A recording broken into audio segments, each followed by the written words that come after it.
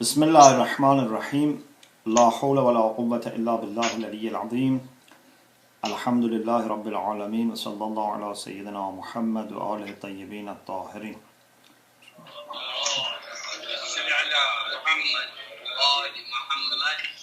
اللهم أخرجني من ظلمات الوهم وأكرمني بنور الفهم اللهم افتح علينا أبواب رحمتك وانشر علينا خزائن علومك برحمتك يا أرحم الراحمين.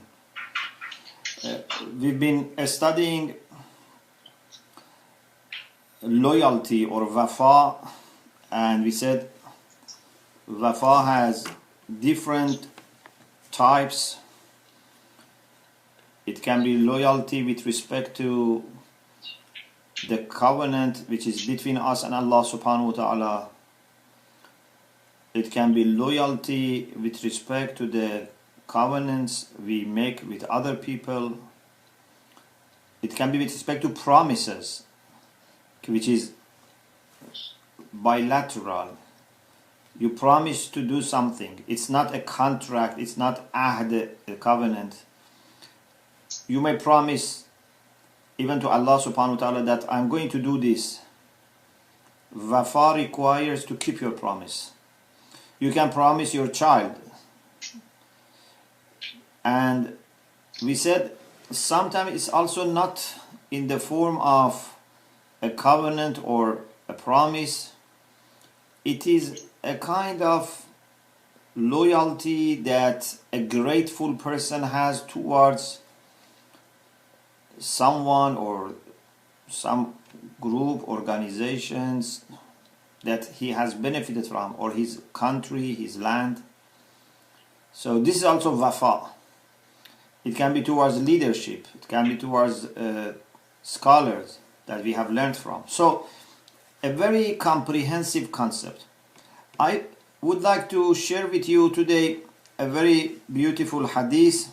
This hadith that I want to begin with is from Imam Baqir alayhi salam, and Sheikh Tusi in his Amali has mentioned this hadith. Sheikh Mufid also in his Amali has mentioned this. Allama Majlisi in Biharul Anwar reports the hadith from both Amali of Mufid and Amali of Sheikh Tusi. It's in Biharul Anwar, volume 66, page 380. And Shomali and Abi Ja'far alayhi salam. Abu Hamza al-Shomali mentions this hadith from Imam Baqir alayhi salam. قال أربع من كن فيه كمل إسلامه. Very beautiful hadith. There are four things that whoever has these four, his Islam is complete. His Iman is complete. Without this is naqis, it's incomplete. Kamula Islamuh wa u'ina ala imaneh, and he would be assisted with respect to his faith. Wa muhhisat dhunubuh, he would be cleaned from all his sins. They will all drop. وَلَقِيَ رَبَّهُ وَهُوَ عَنْهُ رَاضٍ, he would meet his Lord while he is pleased with him. وَلَوْ كَانَ فِي مَا بَيْنَ قَرْنِهِ إِلَىٰ قَدَمَيْهِ ذُنُوبٌ حَتَّهَا اللَّهُ عَنْهُ, even if this person has sins from his head, top of his head, up to the feet, these sins will be dropped by Allah subhanahu wa ta'ala. So these four qualities must be very, very important. Of course, if someone has these qualities, he would not, make sins. First, وهي الوفاء بما يجعل لله على نفسه. The first quality of these four is wafa, to be loyal to what he undertakes to do for Allah subhanahu wa ta'ala. When you promise Allah to do something, or when you are his servant, there is something that you have accepted. Either you say, I'm not your servant, I'm not your abd, you are not my master, that's another issue, but you have accepted, especially if you make some specific also promises. Al-wafa'u bima yaj'alu lillah ala nafsih. To be loyal to what he undertakes, he puts on himself to do because of Allah. For the sake of Allah, he undertakes something, he takes something on his shoulder. Second, وَصِدْقُ اللِّسَانِ مَعَ النَّاسِ. To be truthful with people.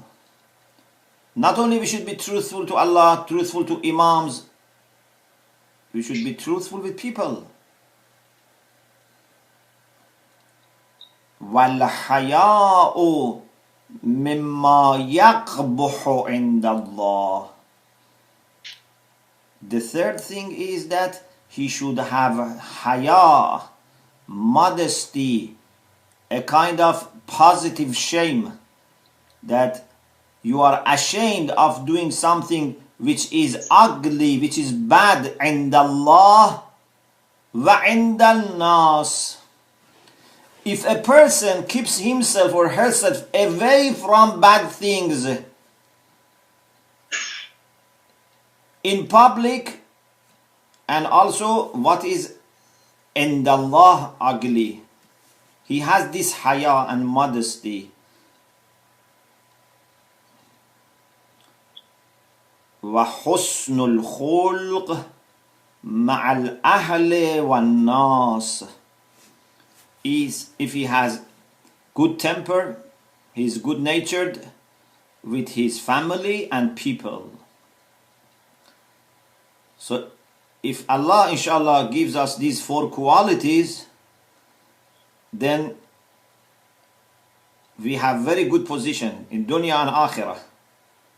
Your iman is complete, you would have no sins left. Of course, the sins which might be before having these qualities, because as I said, these qualities would not leave any chance of committing sins. Al-wafa, صدق اللسان, حياء, حسن الخلق مع الأهل والناس. Then after this, Imam alayhi salam mentions four things that seem to be more actions.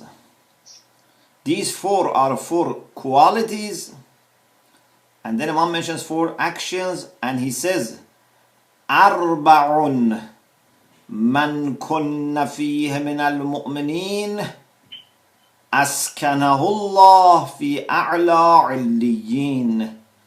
There are four things that if any mu'min has got these four, Allah subhanahu wa ta'ala will let him settle in highest of the positions. في أعلى عليين في غرف فوق غرف.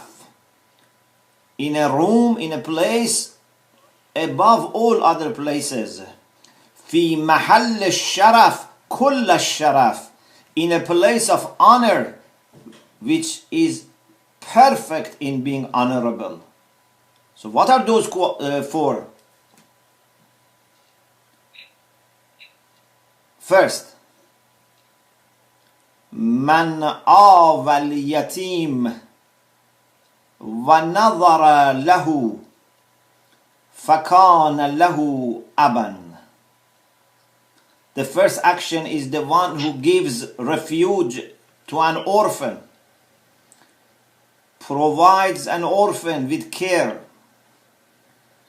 and looks at the orphan with care, takes care of orphan, and acts as a father for the orphan.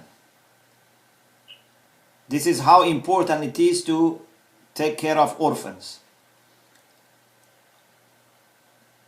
The second, من رحم الضعيف وأعانه وكفاه.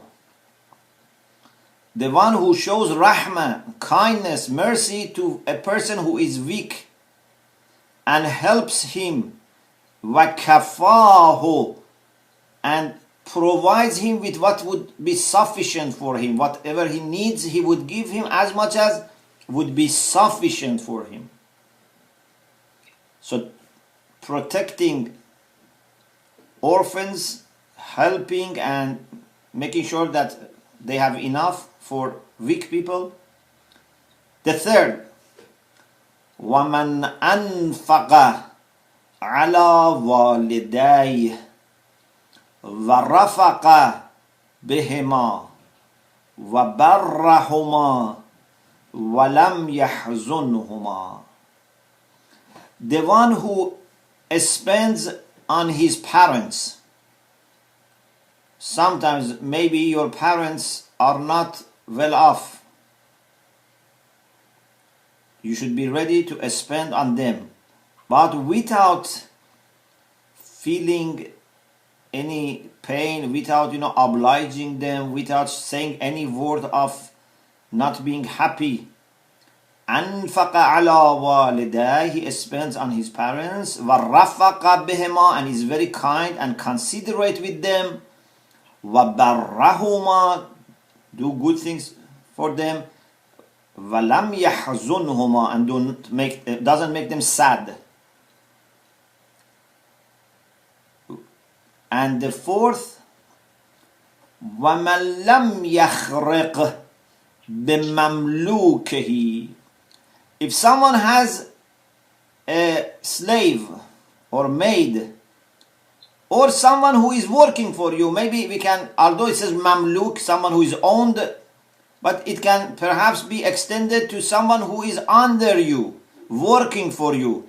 Maybe you have a servant, maybe you have an employee, someone who is under your control and command. You help that person ala ma yukallifuhu. When you give him a task, you help him. If you have a servant who helps you with cleaning home or cooking, whatever, don't let that person do 100% and you just relax. Try also to help. Or if you say, carry something, try also to take something. Do some help. وَلَمْ يَسْتَسْعِهِ فِي مَا لَمْ يُطِقْ, and would not make him forced to do something that he cannot do it. Imagine how much power he has, how much rest he needs, how much food he should have, how much work can make him exhausted. So you have to be considerate. So if someone looks after an orphan and is helping and providing with sufficient means a person who is weak, looks after his parents, spends on them, doesn't make them sad, and helps those that are under him, then Imam alayhi salam says he would be in the highest positions in A'la al-Diyin,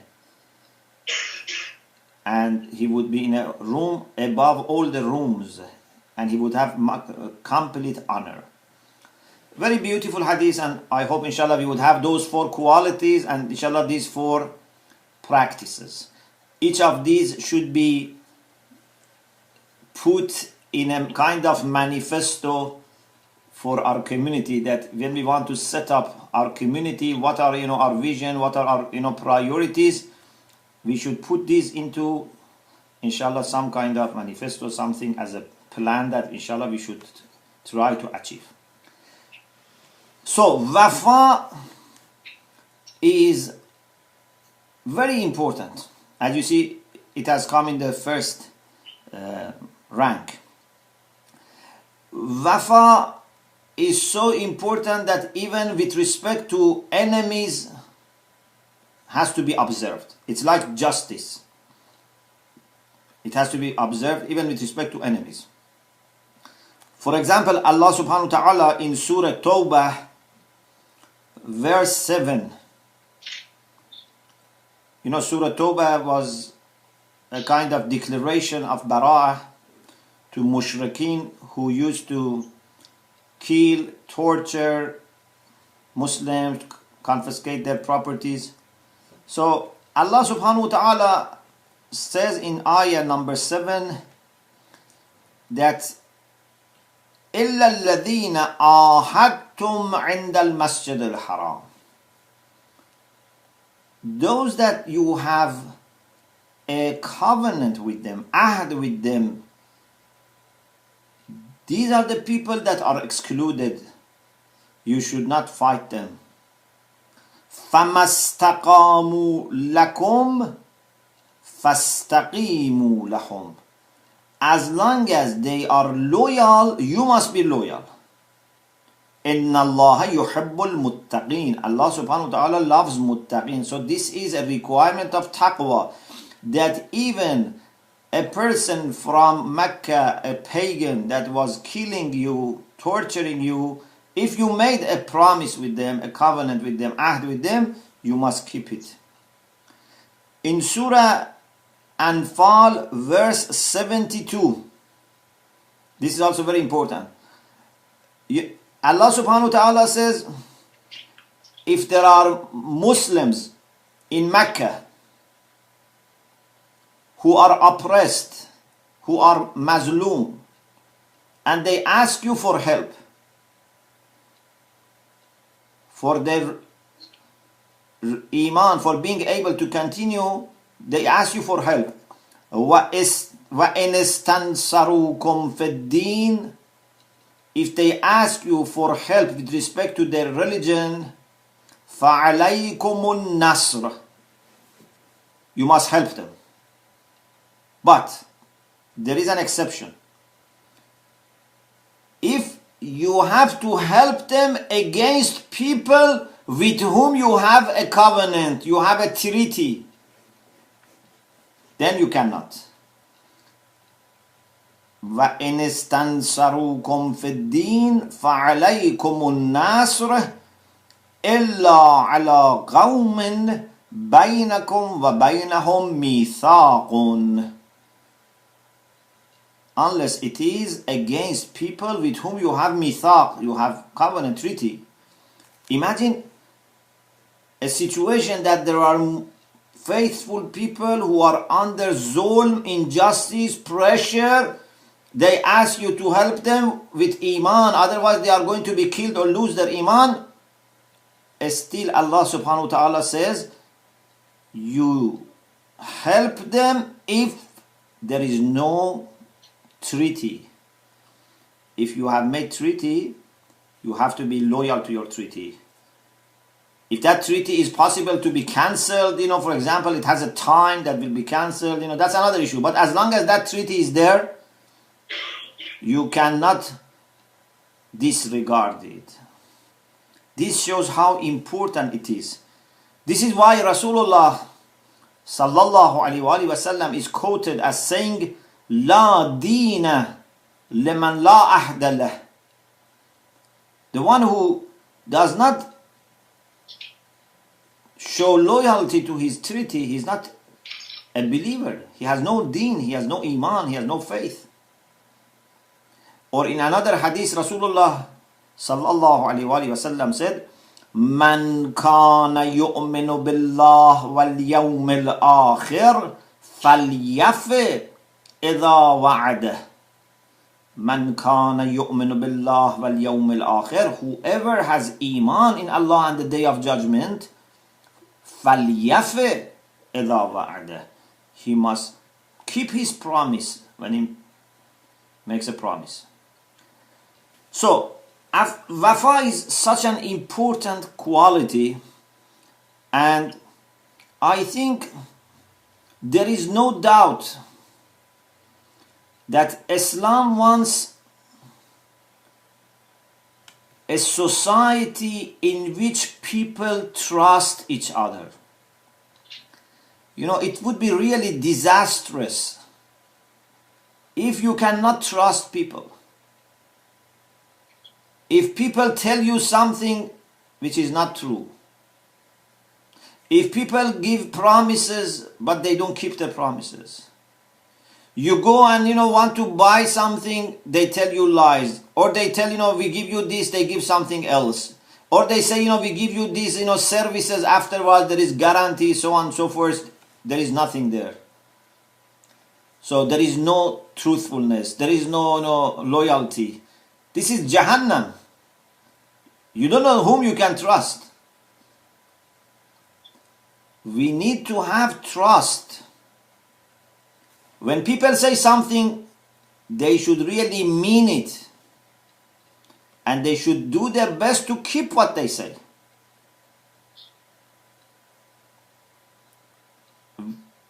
And it becomes very intensive when you formally agree with someone on something. It can be like marriage. It can be, partnership in some work. When you have ahd, which is mutual, which is bilateral, or maybe more than two sides, this becomes very, very intense. But even if it is unilateral and you promise, you have to keep. So, loyalty is connected to truthfulness. Loyalty is connected to adl, justice. Because when you commit yourself, so you are giving a right to that person over yourself. And that right has to be observed. When you tell your child that I'm going to take you, for example, to see your grandmother, now he has a right, she has a right. And if you don't keep it, you have done zulm. So you were not truthful in what you said. And even if at that time you said it, but you didn't try to keep it, you are somehow not truthful because you didn't do your best. And if you do your best, at least you have done zulm. You have to try to find somehow a way to compensate. Don't say, I really cannot. Okay, you cannot, but now he has a right. You have to do something so that he would exempt you, forgive you. Do you get my point? So even if you don't have really ability to keep your promise, you have to accept that that person has a right. Like for example, I say I'm going to buy this house from you. You tell other, buyers to go away. Then I really cannot buy from you. Okay, you might lose a lot in this process. So from a moral point of view, I have to make sure that you are happy with me, you are pleased with me. I am not talking about legal aspect, about fiqh aspect. There are many details you can check with, Risaleh and fiqh. But definitely from a moral point of view, you have a responsibility because you committed to buy this from that person. And based on your word, he has planned. So, trust is here very important. Truthfulness is very important. Justice is very important. Also gratefulness. Another quality which is involved here is gratefulness. When someone does something for you, your husband, your wife. As I said last week, maybe you are divorced, but you have had good time with each other. You had benefited from each other. Your teacher, your, I don't know, in-laws, your leaders, your marja, the people who have somehow helped you, somehow benefited, you have benefited from them. Gratefulness also requires loyalty. The country that has given you means of life, education, you have responsibility towards that country. Governments are different. You know, maybe there is once a good government, bad government, but I'm talking about the country, about the land. No one should betray his country. This is not a political issue. This has nothing to do with, you know, the ruling party or, you know, the opposition party. This is about, I am talking about the land, about the country, about the nation. So these are few things that I think are very important and fundamental with respect to loyalty. Trust, truthfulness in word, justice, gratefulness, and as we said, all of these things in the end go back to haqq, truth. Everything is from commitment to the haqq.